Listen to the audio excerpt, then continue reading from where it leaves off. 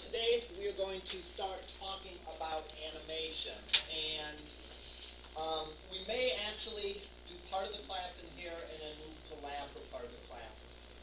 In the switching around of rooms, I did not double check to make sure the correct software is installed in this room, so it should be in by Monday, but it's not here today. But the correct software is in BU 202, our lab, so we might migrate over there towards the end of class, or we might not. I guess it depends how it goes today. All right.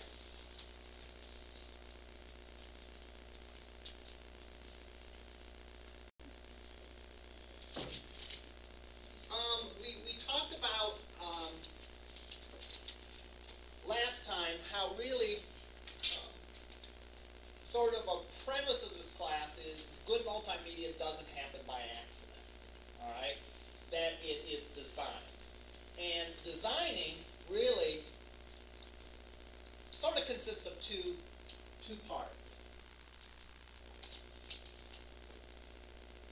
Number one, you choose which tools you're going to use. And they sort of mimic the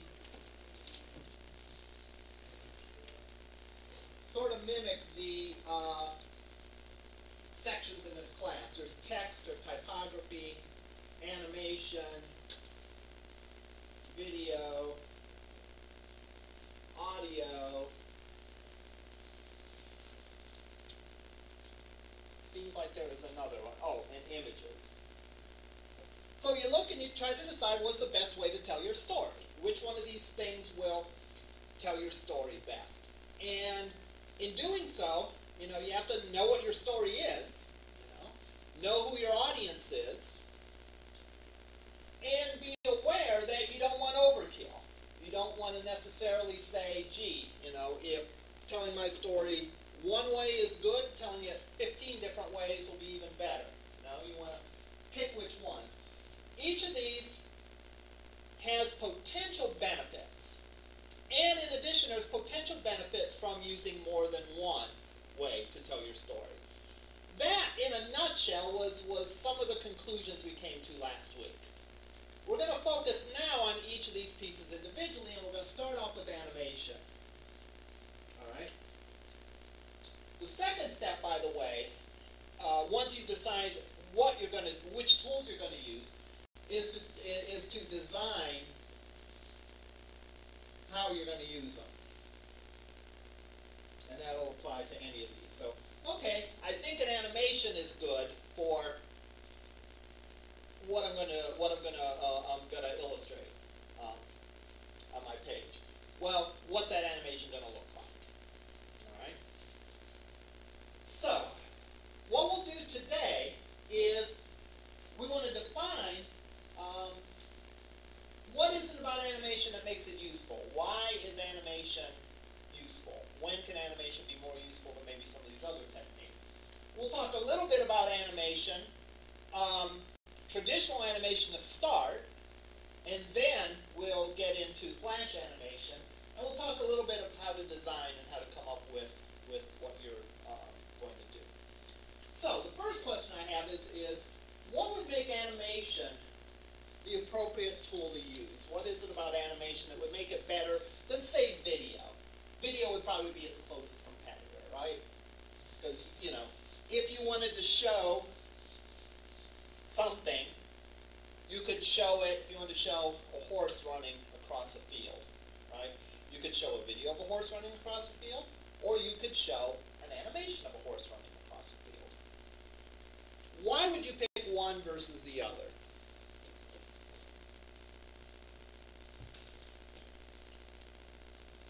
Yes.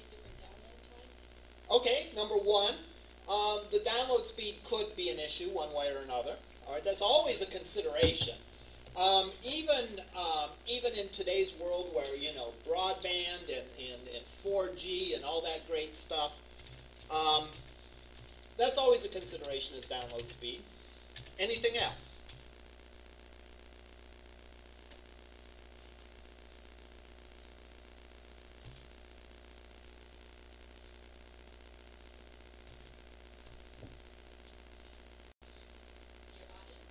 Your audience? How so?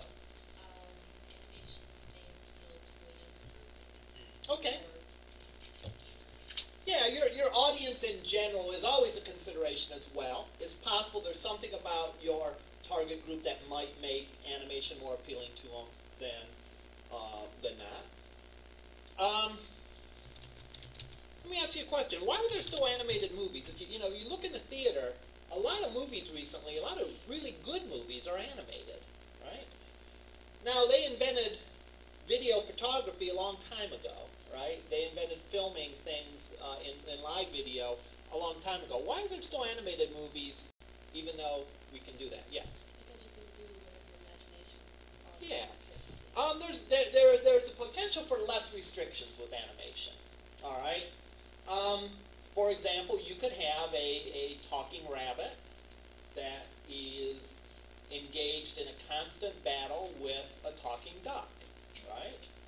And that would be difficult to do in film, all right?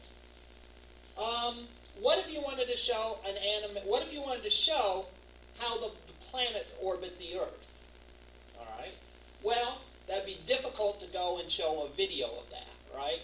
But you could make an animation that would show that. What if you were training someone on how to do how to work the cooling rods at a nuclear power plant? All right.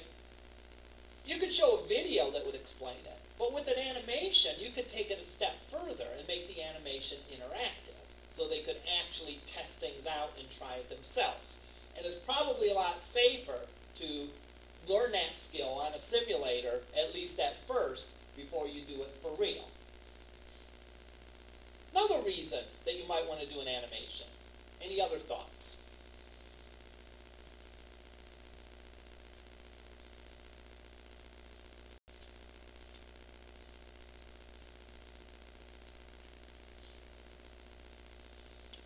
Let me try to pull up some animation examples here.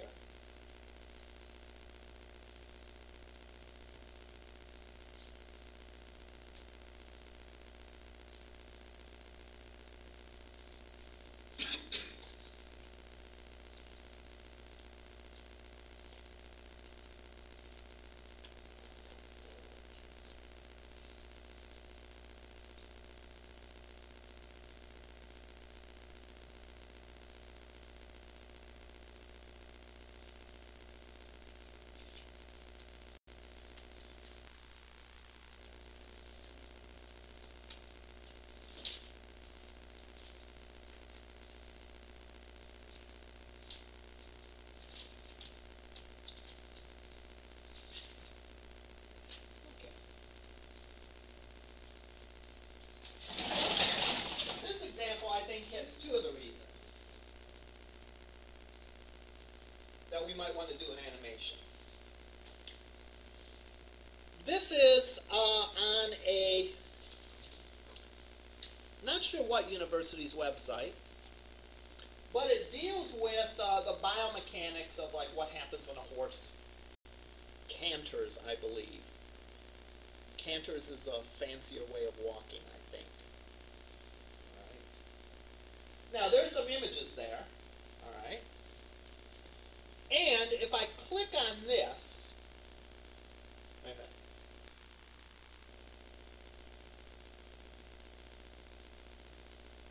I'll be able to see these animated.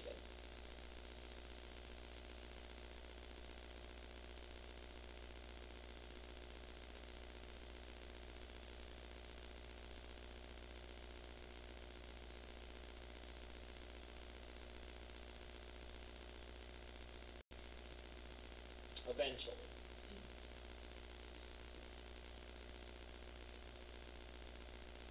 And the animation is looped. Now, there's two things going on here that make this better than showing a video of a horse cantering. One we've already hit on. Not to sound grotesque, but be impossible to take a cross-section of a live horse and show it running across the screen, right? So we couldn't actually see its muscles, its rib cage, and all that. So that's one aspect of it. What's another aspect of it?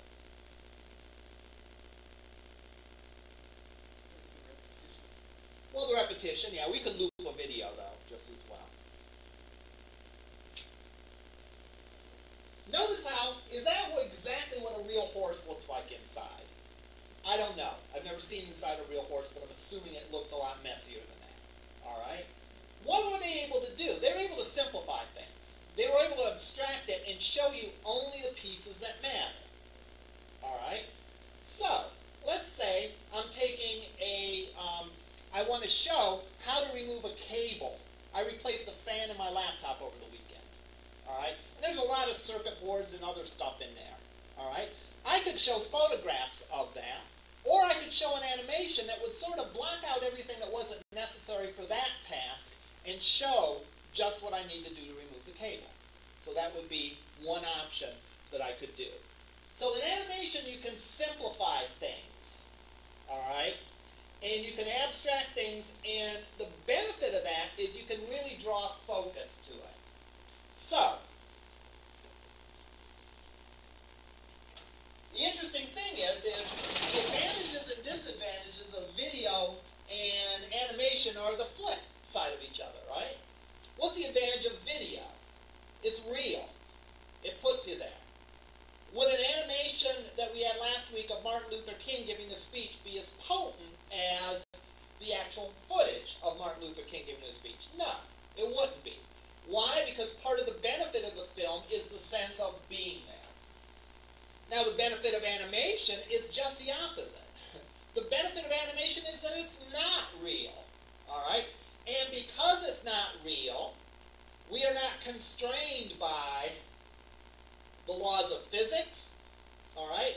So when the coyote runs off the cliff, all right, he can hang there for a few seconds until he realizes that the cliff isn't underneath him, and then he falls. All right? Anvils can land on people and things and animals without any serious damage done. They get up, shake it off, and continue on. All right? That's the advantage of animation. So we can do things that aren't realistic. We could simulate things that are potentially dangerous, such as a nuclear reactor. All right? We can abstract things, that is, simplify things, to really shine focus on something that we're interested in. All right? All these things are there for animation. So, let's talk about animation. All right? We can see in this animation that, and I think we probably all have a sense of what animation is. You know, the word animation means to bring to life. So, in animation, what's typically done is there are a series of images that, when repeated over and over again, produce the illusion of motion. All right? In this case, it looks to me like this animation is done simply with a total of 6 frames. So it isn't elaborate. All right? If we look at the animation, you'll notice whoa, there's a video actually. If we look at the animation, we notice the movement's a little choppy, but you know what? That's okay for this particular thing. Now, if you went to see a Hollywood feature that was this choppy, you know, that would be a problem. Again, as always, how good does the quality of something be? As good as it needs to be. With 6 frames, they're able to illustrate the points that they want to in this particular animation. So, yeah, they could make the horse look more realistic if they added, you know, 30 frames instead of 6 frames. But you know what? It really wouldn't add a lot to it. This is enough to illustrate their point. So the brain, being a wonderful thing, takes these still images and sort of pieces them together to give the illusion of motion. So typically what's done, if I have a couple little animation tricks and tools here. Pull this out. First of all, my Napoleon Dynamite flip book. I'm sure you've all seen these as a kid. right? As we flip it, it gives the illusion of motion. All right? We can control how fast he dances based on how fast we flip. If we flip evenly, the motion looks evenly. If we flip choppy, it looks jerky. All right? If you notice, the pictures are just slightly different in each frame. If we added more pictures and there was less of a difference, the motion will look smoother. If we ripped out pictures, all right, and had a bigger gap between each picture, then the motion will look choppier. All right, so that's a very crude form of animation. All right. Traditional sort of animation works something like this. Let's say I wanted to animate an inchworm walking across a field. All right. I might do something like this. I might start with a background. All right. And let's see. Let's see if this works.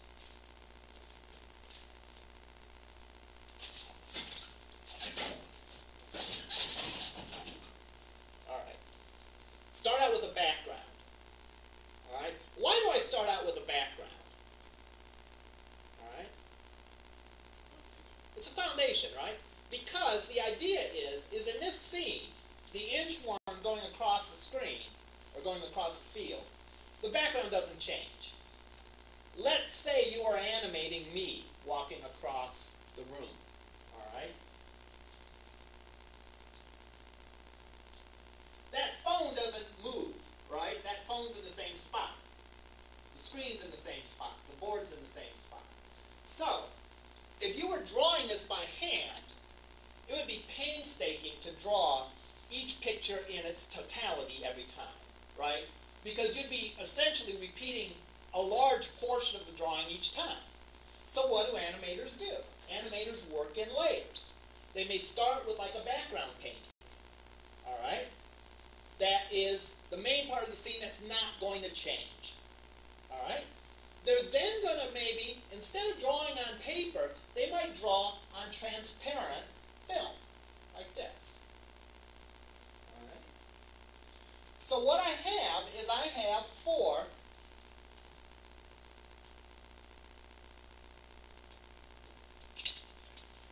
views of an inchworm. Doing his thing. All right. If I was doing a traditional animation of this, what I would do is I would start the inchworm here and take a photo of it. I would very carefully make sure that that didn't move, right? I'd have that thing nailed down, right? Because we don't want to move. And I'd also make sure the camera didn't move, right? So what they would have is they would, they'd have something like this, like a drawing desk with the camera sort of suspended over it, pointing down, so that it could snap pictures without moving around. I would then go and I would adjust the inchworm by putting the next position that the inchworm is in, and I might nudge it forward a little bit to indicate motion. Then I'd put the next one, and the next one. Now again, the more of these little things I have, the more smooth it's going to look, all right, for the animation. But what you always have to consider, again, is how good does it need to be? I haven't really said what I'm doing this for, but let's assume that this is good enough, all right? Also, however many frames I shot would determine, how smooth. And if I moved it a little bit each time, it would look smoother. If I moved it a lot, it would look a little choppy, all right? I would do that going across until I was already done. All right, until it went all the way across the screen.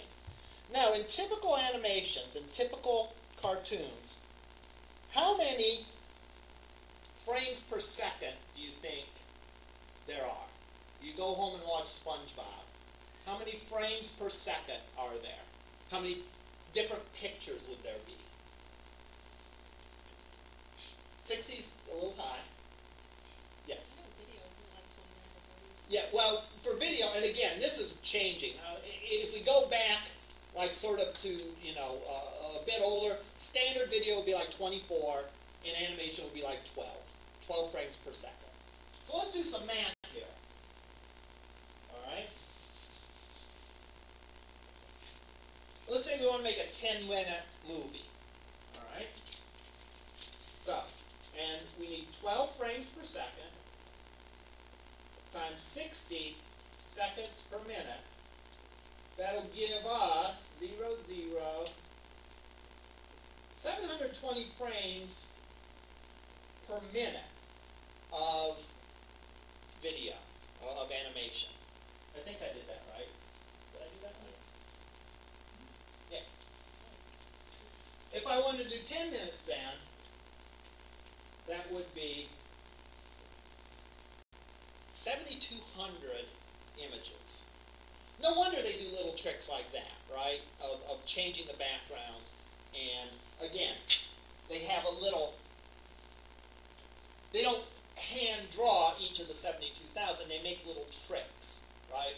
The background that stays the same, they keep the same. All right, they don't redraw that every time. They don't redraw the worm 72,000 times. All right? Or 7,200 times. Instead, they have 4 drawings of the worm, and they cycle through those. So if I wanted this worm to go very slowly across the screen, all right, take 10 minutes to do it, all right, I could do that with only 5 images, right? The background and 5 of these different images.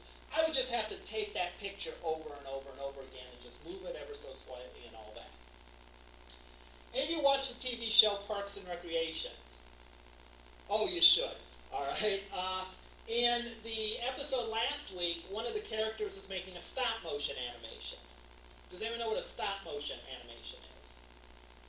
A stop-motion animation is where, instead of drawings, they have actually like little models of things. Like if you saw the movie Nightmare Before Christmas, Wallace and Gromit, those kinds of things. Those are all stop-motion. And he had worked on it for like 3 weeks, he said. And when he showed the animation he created, it was like 2 seconds long. All right? Why? Because it takes so much time to position and do all that. No wonder, as soon as computers got up to speed and capable for the task, people started looking to how to take computers and create animations using them. All right? Because what are some things that computers can do well? Computers can handle a large volume of things. Well, 7,200 drawings is a large number of things.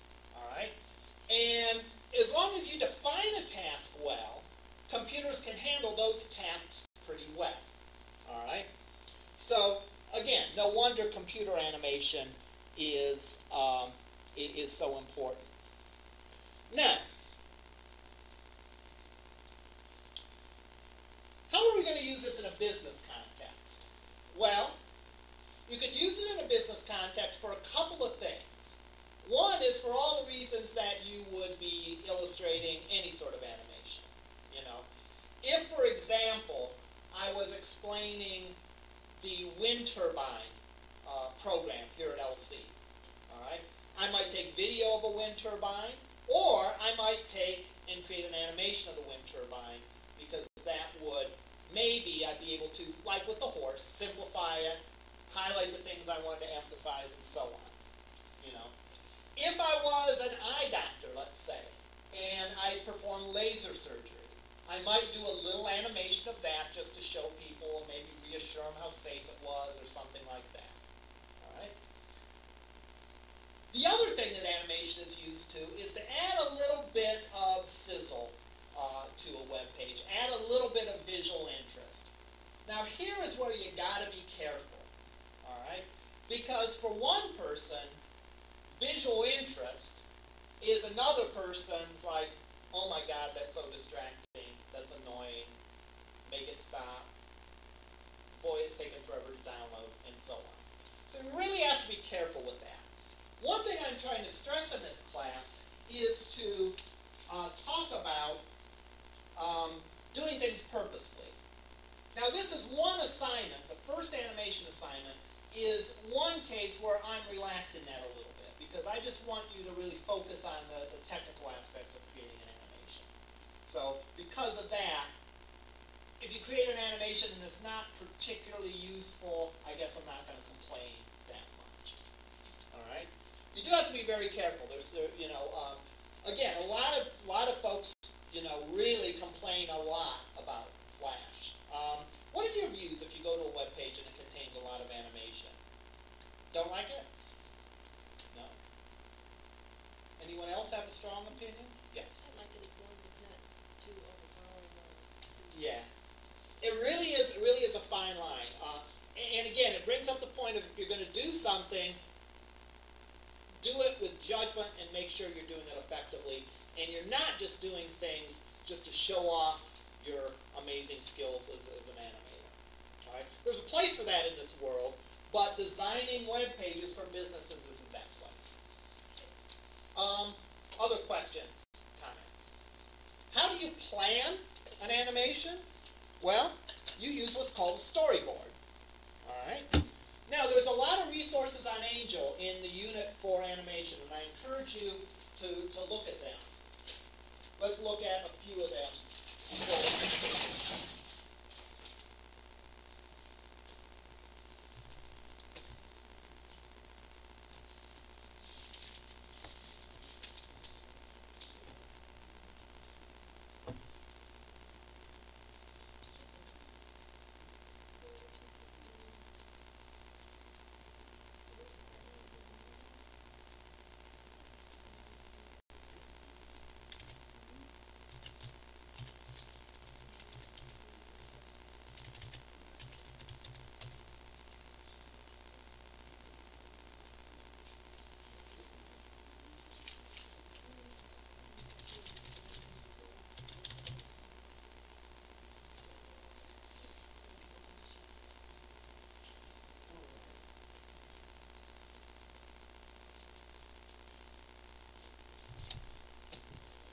Take a look.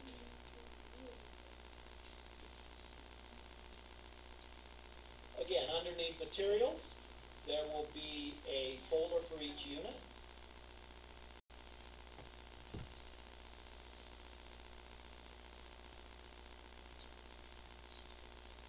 This being the animation unit.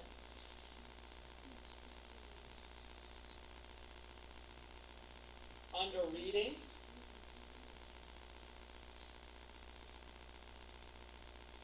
there's a whole list of documents that you should take a look at. Again, most of them are typically only a couple pages long. Animation on Wikipedia, unfortunately, you cannot read today. All right, come back tomorrow and read that one. All right, making a traditional animated movie. What this shows is how this little animated movie was made. And it starts out with a storyboard. All right, and what a storyboard is simply the main points, the key points of the frames in it. You don't have to show every single detail, all right, but you show key points. So, if I was going to do an illustration of me walking across the room, for example, if I was going to do an animation of that, my storyboard could look like this. A drawing of the background of the room, all right? Me sitting down on a chair at the computer. That might be the first frame.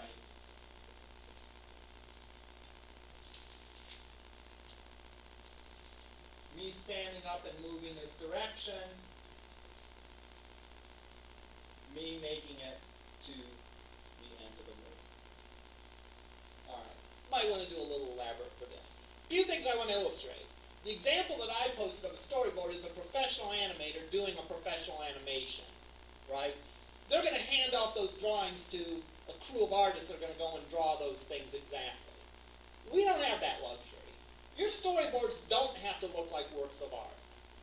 Why do we design things? Why do we create things like a design